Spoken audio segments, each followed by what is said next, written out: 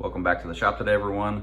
Today we will be not working on, but assembling a Traeger PTG. It stands for Portable Tabletop Grill. These do retail on Traeger.com for about 299 bucks. You won't find them this color on their website or with that emblem. This is a little bit of a special edition. So let's take this thing apart. Let's show you how to put it together.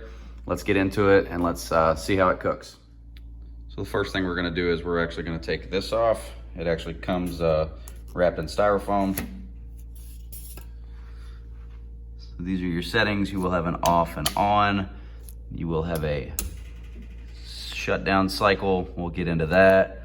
Smoke setting all the way up to 375. I would assume high is probably 400 degrees or so. So you do have a nice electric dial. And keep in mind, this is an electric grill. This is not a propane or gas, anything like that. It does take wood pellets. So you can use those for the smoke setting. See what it looks like inside.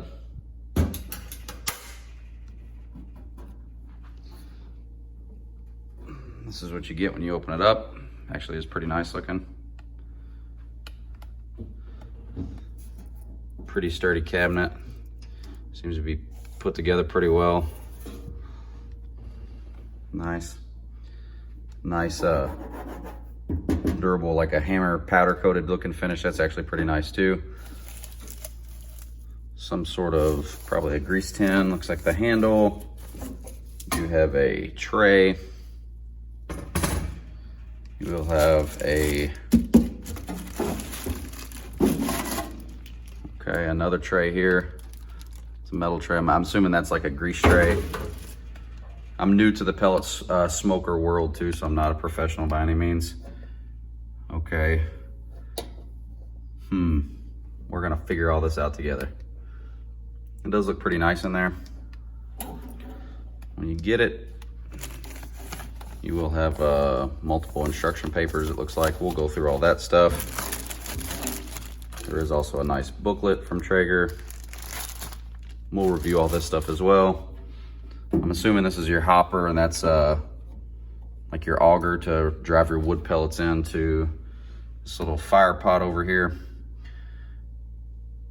So let me look at the instructions, see if we can figure out exactly how this thing works, and we'll get right back with you guys. All right, first things first, we're gonna go ahead and unwrap everything.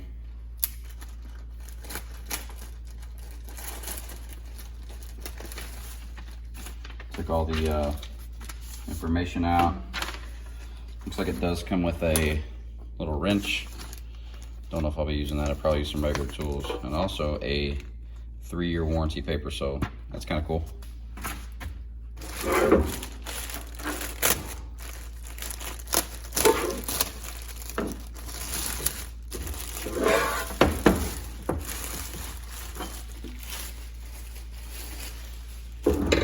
Nice looking all steel tray there, I'm assuming.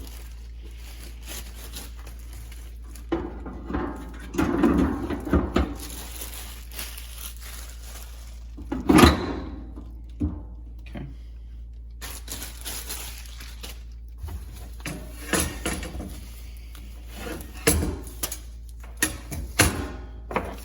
This does come with some zip ties on here. You'll need to cut those off.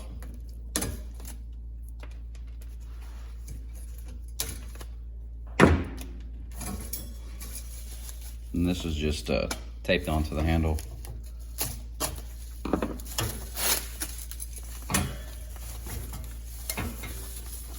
Oh, cool, it comes with a shot glass. No, I'm just kidding. It's probably your little grease bucket. This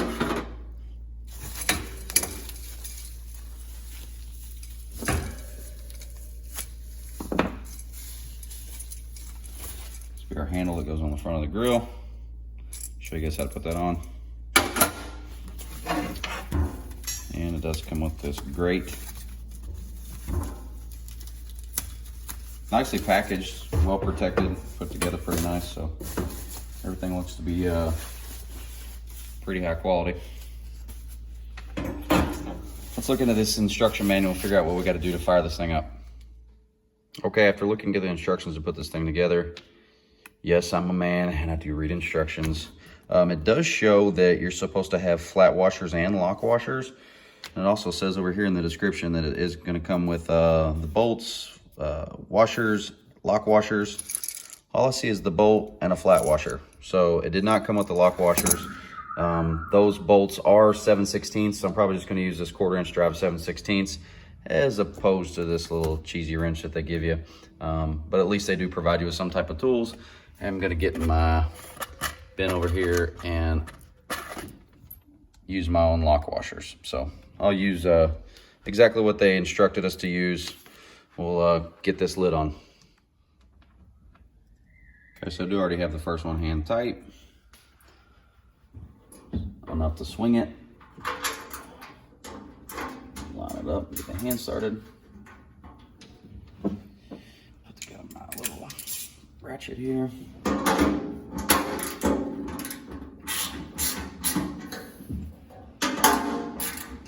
Doesn't need to be really tight. Just enough to snug it up and push those lock washers down. All right, handle's on. So after you put the handle on and unwrap this thing, this is what the assembled version looks like. Pretty clean looking little grill. I think it looks nice. All the buckles and everything line right up. Lock it down tight. So there is, I did look at the instructions a little bit. There is a startup and shutdown procedure on these to make sure that you're doing it correctly, especially for the first time use. So let's dig into that and I'll show you guys exactly how to do it. Okay, a couple other things I did want to mention is you can hang your shot glass from the back here and that drips down the grease tray and catches it. And then also if you ever need to remove the lid for cleaning or for anything like that, it's very simple. You just have these cotter pins here. You have a simple pin. You just pull the pin right out on both sides and then the lid comes right off so that way you can clean it up easy. And it does just slide right back together pretty simply. So that makes it nice for cleaning. Okay, so for the first fire instructions from Traeger, they do recommend that you open this up. You actually remove this porcelain grill and that stainless drip tray. Get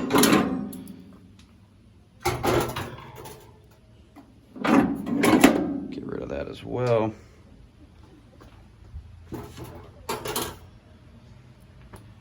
They also recommend making sure that this, that you're switched to the off position before you plug it in. So let's make sure you're in the off position.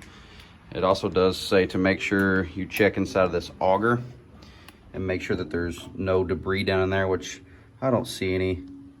Everything looks good to me. So just make sure that there's no foreign debris or anything stuck in there that's gonna jam that auger up and prevent it from rotating once you plug it in. Okay, the next step in the instructions, it does tell you to go ahead and power this grill on.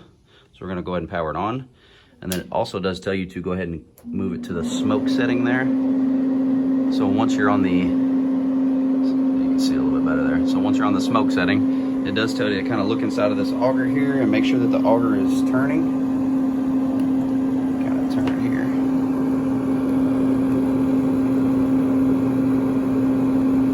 It is turning very slowly. The next step is it's going to tell us to fill this hopper up with wood pellets. And Traeger does recommend using Traeger wood pellets. I skipped a step. One other thing before we fill this hopper up full of pellets, it does tell you to make sure that the induction fan on the fire pot is blowing. I can feel it blowing. It says do not stick your hand on it. And it also says that make sure the fire rod is turning red, which you can see it's getting pretty damn hot. It's turning red down there, so that's a good thing. So it does look like everything is working. After you've validated that everything's working there, what you're supposed to do is turn it to the shutdown cycle and leave the power on and then fill it up with wood pellets. Okay, so we have filled our pellet box here with wood pellets. We're going to close this lid. It does recommend in the instructions that after you do that, you turn this dial all the way to high, which is 450 degrees. That's pretty hot. Now it does say that after you turn that on to 450 degrees, the auger that runs through here and goes into the fire pot, it's going to take it a little bit of time to churn those pellets up and actually get them into the fire pot. And it does recommend that once the pellets begin to actually fall into the fire pot, to turn this back to shutdown cycle, let it continue to run, and then we'll put it on the smoke setting and we'll show you guys how that works.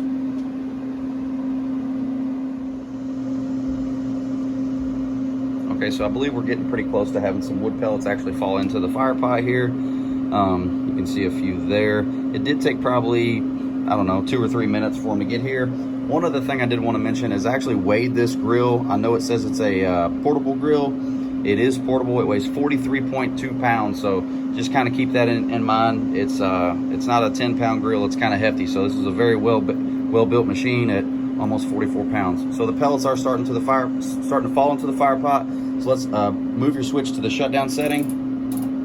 I believe that's going to turn off the auger. Now we'll get into the next step. Okay, now that we've done that, we ran it on the shutdown cycle for probably about 5 minutes. We're going to turn the dial to smoke. I believe that's going to continue to churn that auger, put those wood pellets into the fire pot, and then we should start to see some smoke action. It does recommend after you do that, you are to turn it back to shutdown cycle and let the grill cool down. And it does say before you use this, you need to season it. And by season it, they mean actually putting the dial on high. Or actually, you're supposed to set it to smoke, let it smoke for 2 minutes, and after you notice a whitish gray smoke coming out of the fire pot itself, then you're gonna put it on high and you're gonna run it that way for 45 minutes. So you'll need to run it for 45 minutes with the door closed before you can ever cook any food on it. So setup process with this is a little bit lengthy. It's not gonna be something that you just necessarily plug and play, but to do it the right way, I think you need to follow the manufacturer's instructions, and we'll do so, and hopefully we can cook some food on this tonight.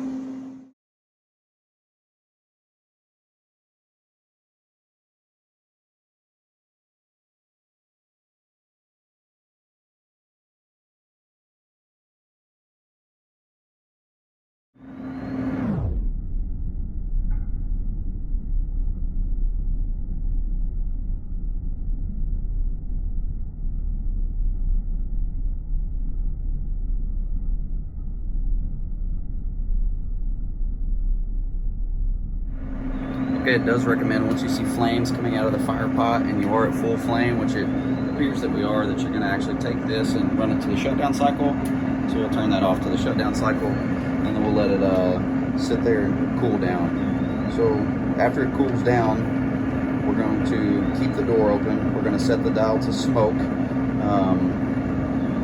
going to put it all together, and then we're going to run it on high for 45 minutes. So even though it's on the shutdown cycle, it's going to continue to run. Not exactly sure why that is. I think it's supposed to burn off any pellets in the fire pot to make sure that everything is appropriately shut down and you don't have a potential of a fire. So I will tell you that it smells pretty good.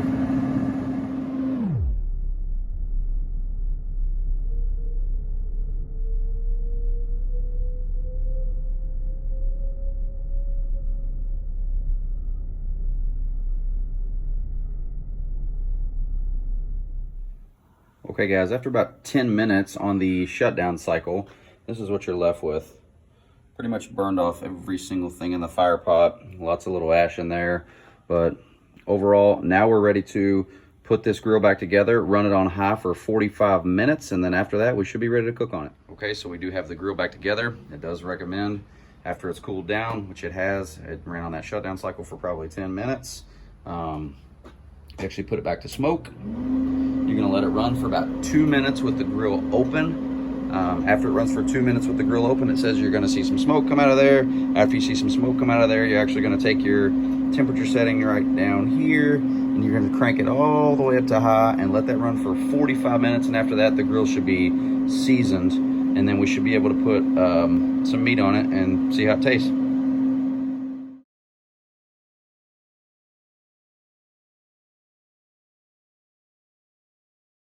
Okay, we did put it back on the smoke setting. As you can see, it is smoking. Now we did already turn the temperature dial to high. Once we turn the temperature dial to high, it does recommend closing the lid and letting that cook up for about 45 minutes on high. So I will come back in about 45 minutes We'll see if it looks any different on the inside, and then we'll cook some meat on it. For anyone who's curious, it does shoot the smoke right out the back of the vents very nicely. Not much smoke comes out of the front. I know it's only been on for probably a couple minutes. It's not getting very warm yet. Not on the outside anyways. I imagine this thing's probably gonna get pretty hot, so make sure after you've ran it for a while, you don't keep your hand on it. Overall, it smells really, really good.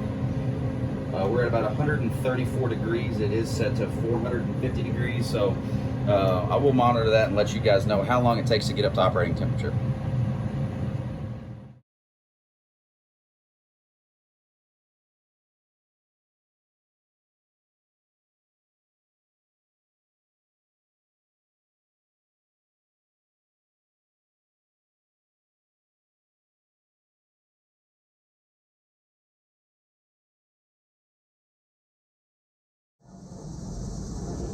Okay, one other thing, it did mention to put the aluminum foil in here, so we're going to cover that up. We've already let this season. This is probably 4 or 5 hours later. Gonna power it on, turn it to the smoke setting. Let that sit there open for probably 2 or 3 minutes. It should start smoking, and then let's turn it to our desired temperature. Let's cook some food.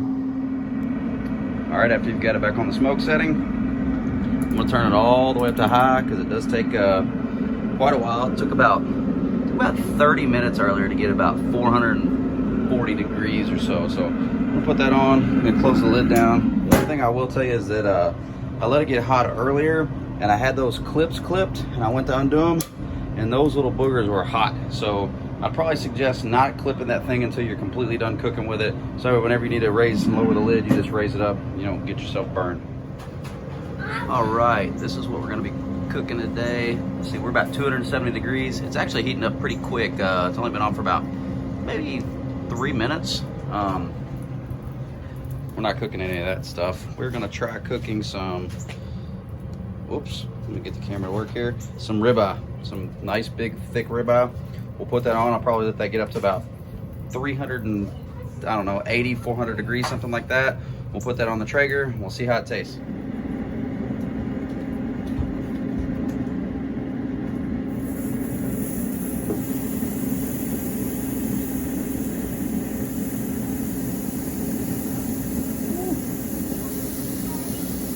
Hang on, buddy.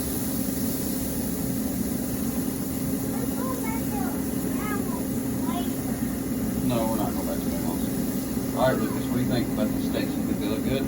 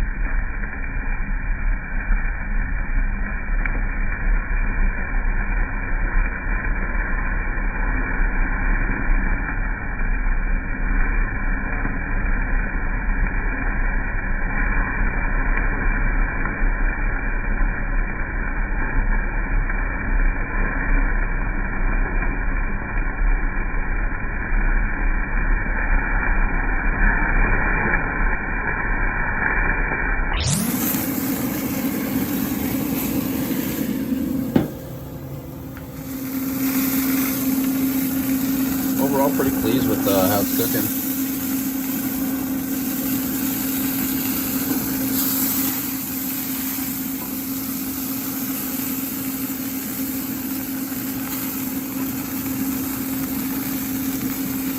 It's about ready to take off.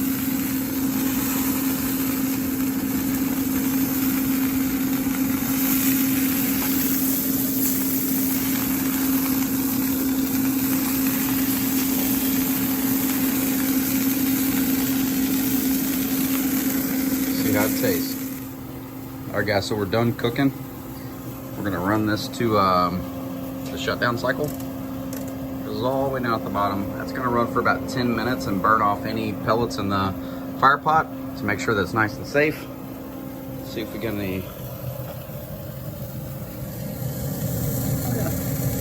Got a little grease back there, or oil back there, burned fat back there in our shot glass. Oh no, not bad. So I was gonna wait till I got inside, but I don't know. I was too antsy, couldn't do it. I gotta see how it tastes.